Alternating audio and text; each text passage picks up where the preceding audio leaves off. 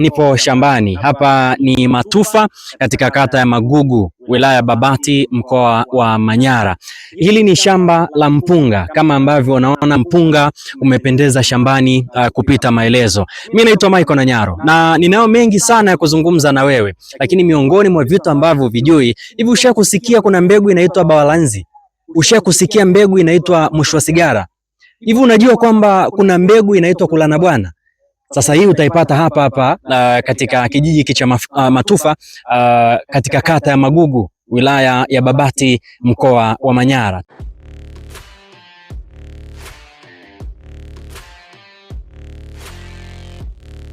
Ramadhani Mangi, mimi ni mkulima wa zao la mpunga katika skimu ya Muungano. Katika skimu yetu ya Muungano ina vijiji viwili ambavyo ni Mawamairo na Matufa. Kwa kweli kilimo hichi kwa sasa kina tija kubwa sana. Ukijaribu kuangalia kwa zamani, vijana wengi walikuwa wanaona kama hichi kilimo ni cha wazee. Lakini kwa sasa hichi kilimo ni kilimo biashara.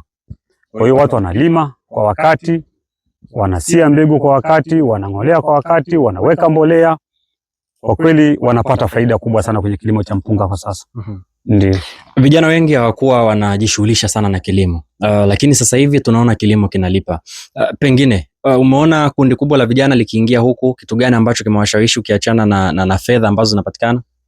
Kilichowashawishi vijana wengi sana kuingia kwenye zao hili la mpunga kwa sasa ni baada ya hii miaka kama miwili, huu mwaka wa tatu sasa, bei ya soko la mchele imekuwa nzuri kwa kweli. Kwa hiyo kijana anajiona kabisa akija kilima mpunga eka moja, eka mbili, eka tatu, akitoka anapata faida kubwa sana. Kwa hiyo amekuja kwenye kilimo cha biashara, ndio maana wote wamehamia sasa hivi huko. Wanakipenda kilimo kwa kweli. Pengine hebu tuambie, ugumu wa kilimo hiki na urahisi wake pia na uzuri wake ni nini? Kilimo hichi kwa kweli kwanza kina ugumu. Ugumu wake hichi kilimo ni wakati wa kusia mbegu. Wakati wa kusia mbegu, kwa mfano mvua zikichelewa tu kidogo, migogoro inakuwa mingi sana ya umwagiliaji, hasa kuweka maji kwenye vile vitalu vya mbegu. Inasumbua sana, ndio hapo mgogoro unakuwa mkubwa sana. Lakini pia kingine, unakuta kipindi hicho chote inakuwa gharama ni kubwa mno ya kufanyia kazi. Hasa unakuta baadhi ya watu pia huwa wanakwepa hichi kilimo. Lakini faida yake sasa, kilimo hichi mimi nasema ni rahisi kwa sababu ukishalima tu ukamwaga mbegu ukafanikiwa kupandikiza, hata kama kutoka kuna ukame, kunyesha mara 2 mara 3, mvua za masika zinakuja, unavuna mpunga. Kwa hiyo rahisi pia upo. Ndio. Mnawezaje kupata mbegu bora kwa ajili ya mpunga ili ukivuna pia umevuna mazao ambayo yanakupatia fedha nyingi kwa haraka?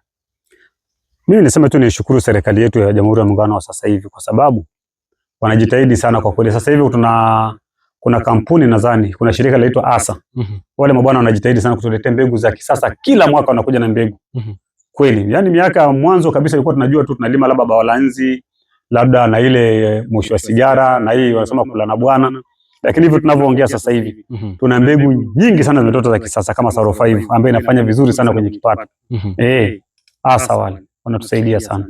Hali ya kilimo kwa mwaka huu 2026 unaionaje wewe kama mkulima? Mimi hali ya mwaka huu naiona ni nzuri. Tulianza na ukame mkali sana kwa kweli. Tukategemea kama tutatoka mikono mitupu. Lakini baada ya mvua kurudi, kwa kweli watu wamevuna mpunga wa kutosha. Naweza kusema hali ni nzuri. Hasa ya zao la mpunga, alafu tunaenda kupata mchele. Na mchele ni bora kwa kweli, unatoka hata mashineni. Unatoka mchele umenyooka sana. Hata kwenye soko usumbui. Vijana wanaambiaje ambao wanakimbia kilimo, wanataka wavae sop wanasema wenyewe? Mimi vijana nawashauri kwa kweli, kwa sasa ukijaribu kuangalia, yani sekta iliyobaki nzuri na inatoa kipato kikubwa ni kilimo. Kwa hiyo waje kwa wingi, waje wawekeze kwenye kilimo, watafanikiwa sana vijana. Wasitafute mtaji kwenda sehemu zingine zaidi ya kilimo. Wawekeze kwenye kilimo kwanza, baadaye biashara itafuata. Ni shambani, ni katika shamba la mpunga. Huu ni mpunga. Mjambo Wewe mambo? Unaitwa nani? Hawa ni wakulima wajao hawa. Marawe mambo? Marawe. Hawa ni wakulima wanasukumia kwenye tope.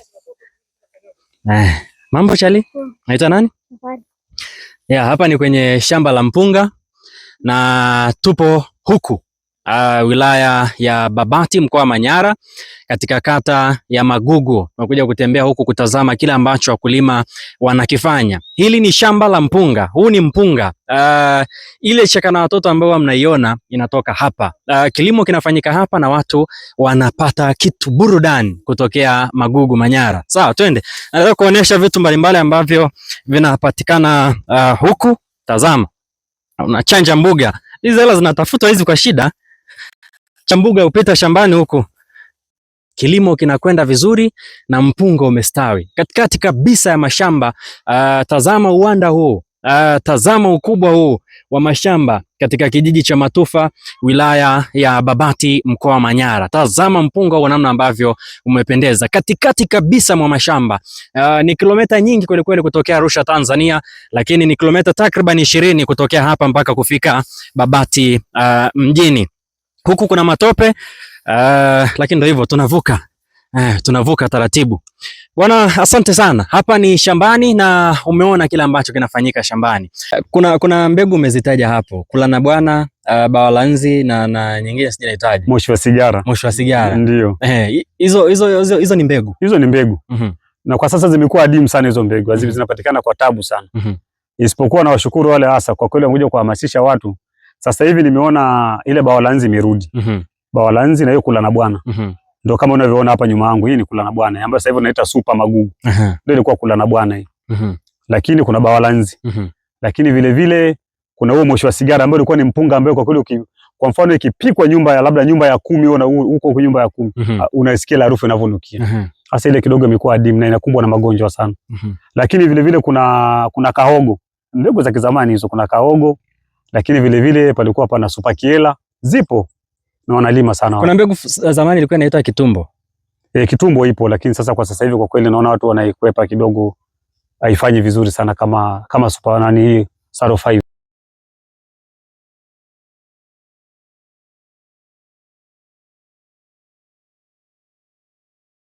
Hapa kwenye hili shamba darasa kuna takriban mbegu kama 4. Kuna mbegu ya kwanza hapa, kuna Saro 5 kama unaiona hapa kushoto kwangu. Lakini kuna super mkombozi hapa kulia kwangu. Lakini hapa nyuma yangu kidogo hapa kuna chekereni. Lakini vile vile kuna super magugu kule mwisho pamoja na Saro 5. Saro 5 ni kama mbegu zake ni fupi. Ni kweli mbegu ya Saro 5 ni fupi, lakini ni mbegu kwa kweli ambayo niseme zimeletwa kitaalamu zaidi. Kwa kweli ina kipato kikubwa sana Saro 5. Na kipato kikubwa sana. Ili shamba darasa umesema ni la afisa kilimo wa kijiji. Ndio, hili shamba darasa ni la afisa kilimo wa kijiji chetu cha Matufa, anaitwa Anna Roman.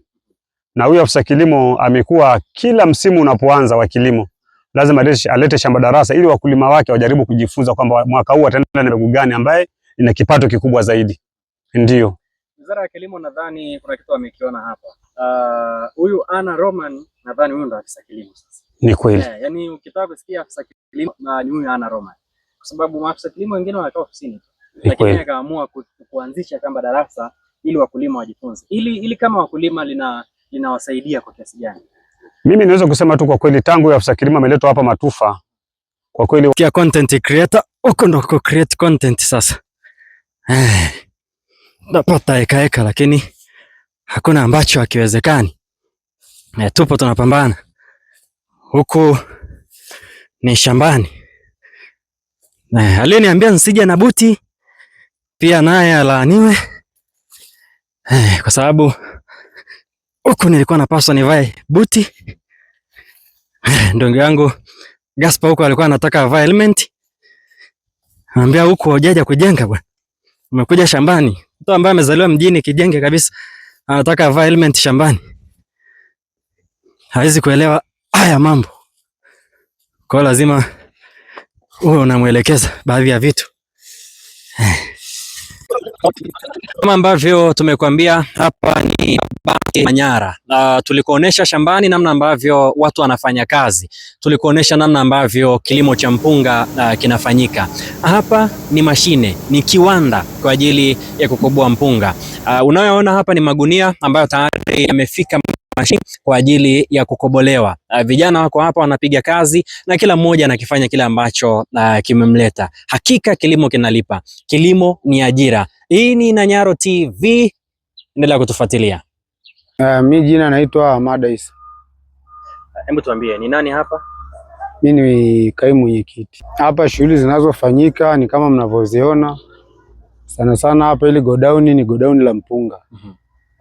Kwa hiyo msimu wa mpunga unaanzia mwezi wa 4 mpaka sasa hivi unavyoona watu wanavuna mipunga, wanaleta hapa, wanaanika, wanakoboa hapa, wanauza. Kwa hiyo ndo kazi zetu kubwa. Hili ni godown mnaliona hili la hifadhi mpunga. Kihifadhi hapa unapeleka pale mashineni kukoboa. Changamoto nyingi.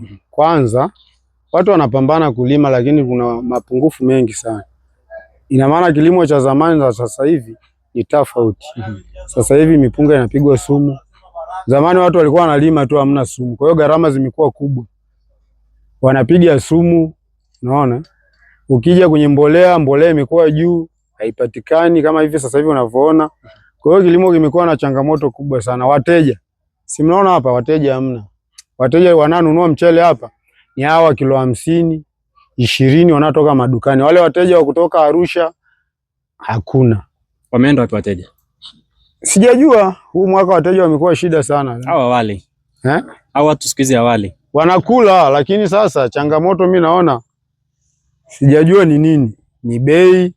Maana hata kama ingekuwa ni bei itakiwa wateja wafike hapa tushindwane. Lakini hamna, anakuja mteja wa tani moja tena uchukue hapo upeleke Babati. Babati ndio inatusaidia sana. Lakini wastani kwa wakulima kuna changamoto ya kupata wateja wa kununua mchele. Mwenyekiti, mtu tuambie, kilimo kwanza kinalipa? Kwa sababu vijana wengi wanakimbia kilimo wakihisi ni cha wazee. Hebu tuambie kwako wewe. Achana hizo changamoto. Kilimo kinalipa.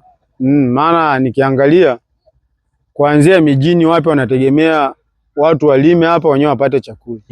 Kuanzia sijui Arusha wapi chakula kinatoka hapa. Sasa kwa nini kilimo kisilipi?